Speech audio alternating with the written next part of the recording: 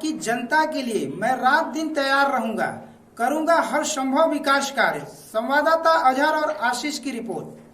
साक्षात्कार के अगले चरण में हम लोग पहुंच चुके हैं ग्राम सभा जेवरियाबाद बरहनी ब्लॉक चंदौली अंतर्गत, जहां हमारी मुलाकात नवनिर्वाचित ग्राम प्रधान नौरंगी देवी के प्रतिनिधि बालकिशुन जी से होने जा रही है। तो जाने कि हम यहाँ की समस्याओं के बारे में और अगले आने वाले 5 सालों में किन किन बिंदुओं पे कार्य करना है उसके बारे में, और अभी भी इस गांव के अंदर क्या क्या समस्याएं बनी हुई है उसके बारे में जानेंगे।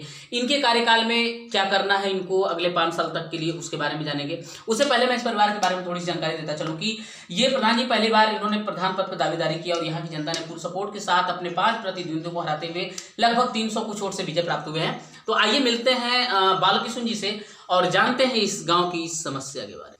प्रधान जी नमस्कार, आपको हमारे D7 न्यूज चैनल की तरफ से बहुत बहुत बधाई हो कि आपकी गांव की जनता ने अगले 5 साल के लिए आपको प्रधान पद के रूप में स्वीकार किया है और अपना कीमती मत आपको सौंप करके इस गांव का मालिक बनाया है अगले 5 साल के लिए। तो मैं चाहता हूं कि मेरे चैनल के माध्यम से आप अपने गाँव वासियों को अपने जीत की खुशी में एक बधाई संदेश दीजिए। धन्यवाद। हम सभी ग्राम सभा जेवरियाबाद के सभी नागरिकों से धन्यवाद करता हूँ। जैसा कि प्रधान जी हर ग्रामीण क्षेत्र में एक सबसे जटिल समस्या होती है गांव की गलियों और नालियों को लेकर के, खड़ंजों को लेकर के, कच्ची गलियों को लेकर के। जैसे नालियां अगर जाम होती है तो बरसात के मौसम में पानी ओवरफ्लो होता है, गांव की गलियों में बिखरता है, घरों में बिखरता है, कुछ सड़कों में बिखरता है। क्षतिग्रस्त अगर गलियां हैं उस पर भी जल जमाव हो जाता है, कुछ कच्ची अगर गलियां हैं उस पर भी कीचड़ वगैरह हो जाता है। तो ग्रामीण क्षेत्र के लोगों को आने जाने में काफी समस्याओं का सामना करना पड़ता है। अभी आपके गाँव का क्या सिचुएशन है? हमारे गांव का भी कुछ गड़बड़ी है, जहाँ जहाँ मतलब गड़बड़ी है तहाँ तहाँ हम उसको बनाएंगे, गांव को विकास करेंगे। इसीलिए मुझे जनता चुनी है तो उसका सेवा मैं जरूर करूँगा। मैं आपके गांव में एंट्री किया, मैं गिरते गिरते बचा। आपके गांव में काफी जल जमाव भी, कीचड़ भी और इस तरह की समस्याएं काफी है। तो ये समस्याएं कब से बनी हुई है, कितने सालों से है और कब तक खत्म हो पाएगी? ये तो बहुत दिन से चल रही है खराब। जी जी। कितने सालों से है नियर अबाउट? अरे कम से कम 15 साल से मान लगे इसी तरह से चल रहा है। बिल्कुल जी। आपके कार्यकाल में ये कंप्लीट हो पाएगा? हो जाएगा। यहाँ की जनता आपसे उम्मीद करती है कि मतलब जो भी काम करेंगे आप? जनता मुझे पूरा उम्मीद करती है कि प्रधान जी हमारे गांव का विकास करेंगे। जी जी। ओके। इसी के साथ आगे बढ़ते हैं प्रधान जी। एक और समस्या ग्रामीण क्षेत्र के अंदर होती है, जो गरीब तबके के लोग होते हैं, जो कमाने खाने में असमर्थ होते हैं, उनके पास इतने पैसे नहीं होते वो घर मकान बनवा सके। तो भारत सरकार द्वारा एक प्रोत्साहन राशि आती है जिसको हम आवास योजना के अंतर्गत जानते हैं, जो ग्रामीण प्रधान के थ्रू जो है सर्वे करके दिया जाता है। अभी आपके गांव में ऐसे कितने परसेंटेज लोग हैं जिनको आवास की जरूरत है, जो कच्चे मकानों में रह रहे हैं, उनको जान माल का खतरा भी रहता है, बरसात के मौसम में घर गिर जाने का भी डर रहता है। तो अभी आपके गांव में कितने ऐसे परसेंटेज लोग हैं जिनको आवास की जरूरत है, अभी नहीं मिल पाया है? अभी हमारे गांव में कम से कम 100-125 आवास की जरूरत है। जी जी। उसको घर से जो घर है उसके पास घर नहीं है। अभी आपके गांव में जैसे मैंने एंट्री किया, मैंने देखा 1-2 घर गिरे पड़े थे, वो गलियों में उसकी मिट्टी वगैरह भी मिली हमको। तो ये मतलब तत्काल एक मुख्यमंत्री द्वारा भी आवास योजना आता है जो तत्काल दिया जाता है। तो उसके लिए आपने फॉर्म वगैरह सबमिट किया, आगे प्रोसेस आपने बढ़ाया? कम से कम 12 घर गिर गया जी। ये बरसात में। जी घर से लोग भी घर है जी तिरपाल लगा लगा कर अपनी गुजर कर रहे हैं। आपने उनका क्या किया, उनका कुछ प्रस्ताव वगैरह आगे मैंने फोटो तो खींच कर रखे हैं, सरकार से मांग करूंगा कि जिसका घर गिरा है उसको बन जाए। जी। ब्लॉक द्वारा प्रधान जी हर साल पौधे आते हैं ग्रामीण क्षेत्र में लगाने के लिए कि गांव का वातावरण जो है शुद्ध रहे, गांव हरा भरा दिखे, लोगों को शुद्ध ऑक्सीजन मिल सके। तो आपके गांव में कितने पौधे आए, कितने आपने लगवाया और लोगों को कैसे सजेस्ट किया कि पौधे को किस तरह बचाया जाए, क्योंकि पौधे हैं तो जीवन है। अभी आपने देखा कोरोना काल में जितने डेथ हुए उसमें सब में ऑक्सीजन की कमी बताई गई, तो ऑक्सीजन हमें पौधों से मिल पाते हैं। और भारत सरकार पौधों पे बहुत ज़्यादा पैसा खर्च करती है, लेकिन उसके बचाव के लिए कोई अलग से बजट पास नहीं करती। जैसे ट्री गार्ड के लिए कोई जालीनुमा, कोई ईंटे का प्रबंध वगैरह नहीं करती है, तो वो आपको हैंड ओवर करती है कि आप अपने गांव में लगवाइए, लोगों को सजेस्ट करिए कि इसको कैसे बचाया जाए। तो आप कितना पौधा लाए, कितना लगवाएं और किस तरह से लोगों को बताया कि कैसे इसको बचाया जाए? पौधा कम से कम 700 के लगभग हमने लिया है और लगवा दिए। कुछ लोग हम गांव में भी बांट दिए और बचा था हम लोग चौरा पर, रोड पर उसको लगवाए, जी मगर उसका सुरक्षा नहीं है। कहीं बकरी चल जाती हैं, कहीं कुछ भी हो जाता है, चाहे कोई कबाड़ के लिए भी ले जाता है। जी अगर सही ढंग से उसका व्यवस्था मिल जाए तो हम लोग बांस उसकी पट्टी उट्टी बनाकर और उसको चाहे ईंटा से गेंद गाड़ के उसको पेड़ के लगाएंगे तो मतलब वो सुरक्षित रहेगा। जी। जी। तो आपने जिसको जिसको पौधा दिया उसको आपने बताया कि देखिए इसको सींच के रखिए, इसको बचा के रखिए, ऐसा आपने कहा लोगों से? हाँ हाँ साहब, जी मैंने कहा था। जी हाँ, जो पेड़ लगाया है उसका लगभग बहुत लोग सींच कर अपना पेड़ को तैयार कर रखते हैं। ओके। स्वच्छ भारत स्वच्छ मिशन के तहत एक योजना चलाई गई है कि हर ग्रामीण क्षेत्र में हर घर घर को शौचालय हो, कोई भी बाहर में शौच ना करे। बाहर में शौच करने से काफ़ी गंदगियाँ होती है, वातावरण दूषित होता है, लोग बीमार भी पड़ते हैं और बहु बेटियों के लिए भी शर्मनाक की बातें हैं। आपके रोड पे काफ़ी गंदगी है, उधर सामने वाले रोड पे जो मेन रोड जो है आपके गांव को जोड़ता है। तो अभी कितने लोगों के पास शौचालय नहीं है या शौचालय रहते हुए भी लोग बाहर में शौच कर रहे हैं, इस तरह की समस्याएं आपके गाँव में है? हाँ है, बहुत लोगों के पास शौचालय नहीं है जी। अब कुछ लोग के बना है, कुछ लोग के नहीं बना है, कुछ लोग के मतलब बना वो भी गिर गया, ढह गया। जी उस पर सब लोग नहीं बैठ पाते हैं, जिसका चालू है वो तो चालू उसी में बैठता है जी और बाकी लोग रोड पर जाते हैं। और रोड पर भी इतनी घास छपी है कि मतलब कि रोड के पटरी में कोई नहीं जा पाता है। जी इसलिए मैं चाहूँगा कि जिसे घास वास की दवा मिले तो रोड पर गांव प्रधान के जरिए से जिसे दी जाए कि घास कम रहेगी तो जो मर मैदान करने वाले हैं वो नीचे उतर कर लेंगे तो रोड फ्रेश रहेगा। जी जी। तो आपने कभी छिड़काव वगैरह के लिए बात किया? हर ग्रामीण क्षेत्र में तो मैंने देखा है कई जगह छिड़काव वगैरह दवा का हुआ जहाँ पे घास वगैरह जल गया हो, तो इस तरह का व्यवस्थाएं आती है, आप उसका लाभ नहीं ले पाते हैं या आप फिर बात नहीं कर पाते हैं? ये बात तो किए हैं घास की दवा के लिए कि जिससे कि रोड रोड पर बा उसको दवा मिल जाता तो हम लोग लिख देते। तभी ब्लॉक से हम लोगों को घास की दवा नहीं मिली। ओके जी।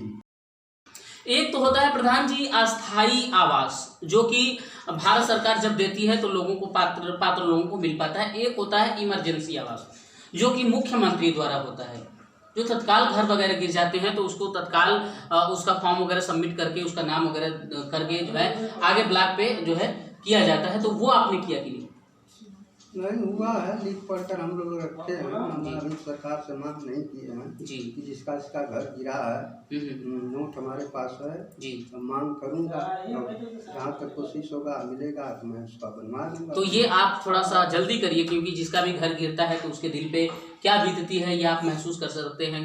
गांव का कैसा गरिमा होता है, तो उसको आप थोड़ा सा समझिए और आगे उसको प्रोसेस को जो है जल्दी थोड़ा सा बढ़ाइए और उसके लिए जो है कि जो भी कार्यवाही है उसको आगे थोड़ा सा करिए, फास्ट करिए। कार्रवाई करेंगे जी जी, बहुत जल्दी करेंगे।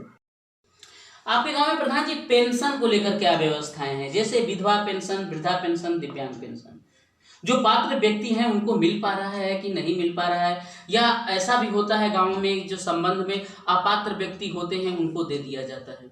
आपके कार्यकाल में ऐसे कितने लोग आए जिनका आपने पेंशन वगैरह अप्लाई किया? अभी 20-25 लोग आए हैं जी। अभी बाकी लोग अपना कागज पत्तर रेडी कर रहे हैं जी।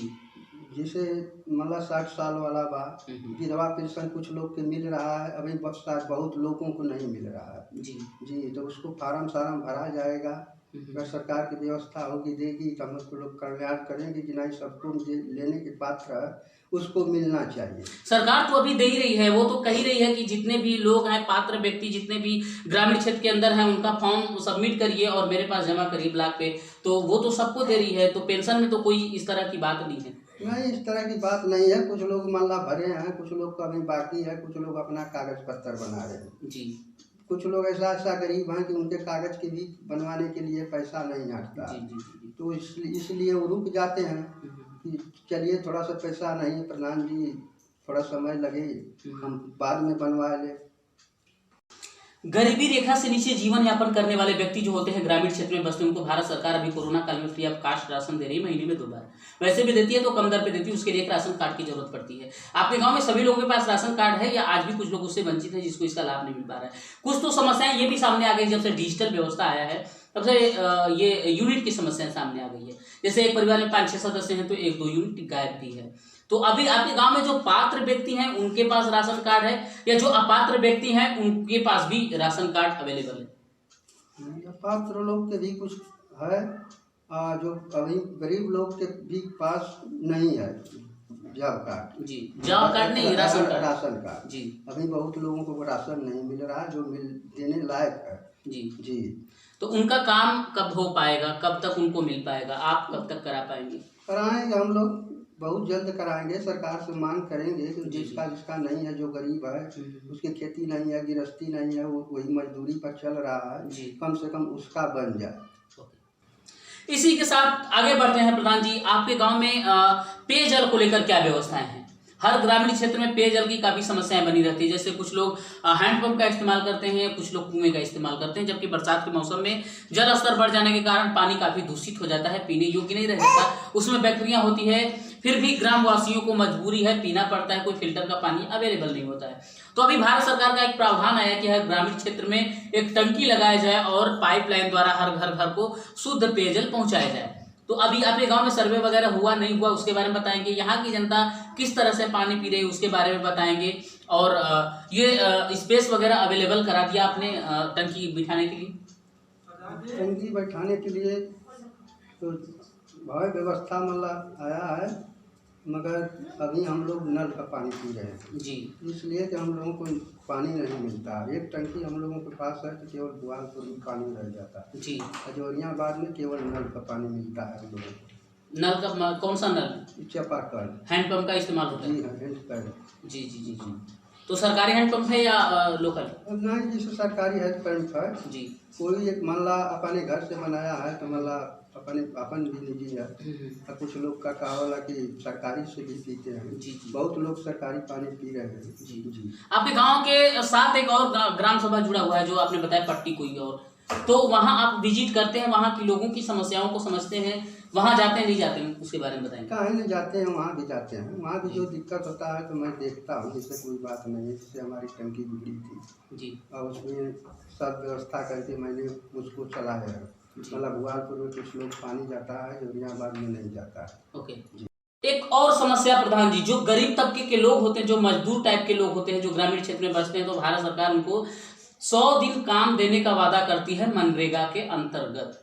आपके गांव में जितने भी मजदूर तबके के लोग हैं उनको काम मिल पाता है मनरेगा के तहत, और नहीं मिल पाता है? कितने मजदूर काम कर पाते हैं, और जो काम करते हैं उनका पैसे वगैरह, मजदूरी वगैरह समय से मिल पाता है नहीं मिल पाता है, उसके बारे में चर्चा करेंगे। अभी तो हम लोग नए नए भये हैं प्रधान, मतलब अगला प्रधानी में का मिलल का ना मिलल उससे हमसे मतलब नहीं है। मैं अपनी कार्यकाल संभाले हैं जी, तो इसमें अभी हमारा काम चला है। अभी काम पैसा किसी के खाते में नहीं आया।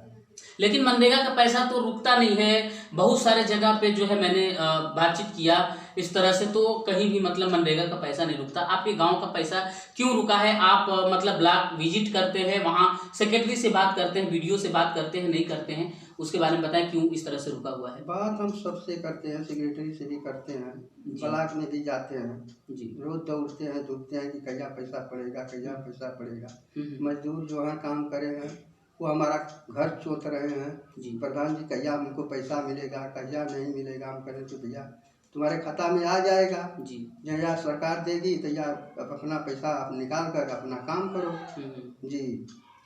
आपके गांव में प्रधान जी पंचायत भवन, आंगनबाड़ी केंद्र को लेकर क्या व्यवस्था है? पंचायत भवन हम लोगों का ठीक है, रंगैया पुतैया हो गया है जी। कुर्सी बेंच अभी हम लोगों को नहीं मिली है जी, उसमें रखने के लिए कुर्सी बेंच हम लोगों को। आपके गांव में शिक्षा स्तर को लेकर क्या व्यवस्थाएं हैं? यहाँ पे विद्यालय है, बच्चे पढ़ने जाते हैं, समय से टीचर अवेलेबल रहते नहीं रहते हैं, उसके बारे में चर्चा करेंगे। और मिड डे मील के अंतर्गत जो तालिका बनी होती है कि 7 दिन में बच्चों को 7 तरह का भोजन दिया जाए, तो उस पर फॉलो हो पाता है नहीं हो पाता है, उसके बारे में चर्चा नहीं हो पाता है। मास्टर लोग विद्यालय पर एकदम चौचक सही टाइम पर आते हैं जी, वहाँ खाना भोजन का भी व्यवस्था रेडी है जी। तो फल है, दूध है, वो आपके निगरानी में होता है या आप हैंड ओवर कर देते हैं किसी जी? नहीं, हमारे निगरानी में होता है, हम खुद वहाँ देते हैं, पहुँचवाते हैं जी, हर चीज़ व्यवस्था। ओके जी। आपके गांव में कोई स्पोर्ट का व्यवस्था, जैसे बच्चों के खेलने कूदने का कोई स्पेस वगैरह ऐसा कोई भी नहीं बना है। मतलब स्कूल पर तो बहुत सारी जगह है, मगर खाल है उसमें पानी लग जाता है। जी जी वो खेलने लायक नहीं रहे। जी नहीं, ये समय देखेंगे तो पानी से डूबा हुआ है। आपके गांव में सफाई कर्मी का क्या रोल है? आपके गांव में सफाई कर्मी कितने हैं? समय से गांव को विजिट करते हैं, साफ सफाई का ध्यान रखते नहीं रखते, उसके बारे में चर्चा हमारे जौहरियाबाद में 4 सफाई कर्मी हैं जी। और डेली आते हैं और साफ सफाई करते हैं। समय से आते हैं? समय से आते हैं। आपके गांव में कोई सरकारी तालाब जिसमें मछली पालन हो, जिसका बजट गांव के विकास में लगाया जाए, इस तरह का कोई व्यवसाय, उसके सुंदरीकरण के लिए कोई बजट पास होता है? हाँ है, जी। उसके लिए है का कावला पोखरा तालाब है, दूसरे हुआ पट्टा होता है उसका। जी जी। अच्छा, आपकी गांव की जनता आपसे क्या उम्मीद करती है कि अगले 5 साल के लिए आप इस गांव के मालिक बने हैं, तो आपकी गांव की जनता आपसे संतुष्ट है? जो भी सरकारी योजनाएं आएंगी या आया है अब तक, वो सबका लाभ सही तरीके से पात्र व्यक्तियों को मिल पा रहा है, नहीं मिल पा रहा है, उसके बारे में 2 लाइन बताएंगे। मिल रहा है, मिलेगा। कुछ लोगों का इच्छा है कि जैसे मान लें कि घाट पोखरा है जी उस पर प्रधान जी उम्मीद रखते हैं कि प्रधान जी हमारा भया है तो घाट बनवा देगा। जी जी जी। तो जितनी भी योजनाएं आएगी सबको लाभ मिल जाएगा? जी हाँ साहब, जो योजना 100%। 100%। ओके, बहुत अच्छा लगा ग्राम सभा जेवरियाबाद में बाल किशुन जी से मिलकर के।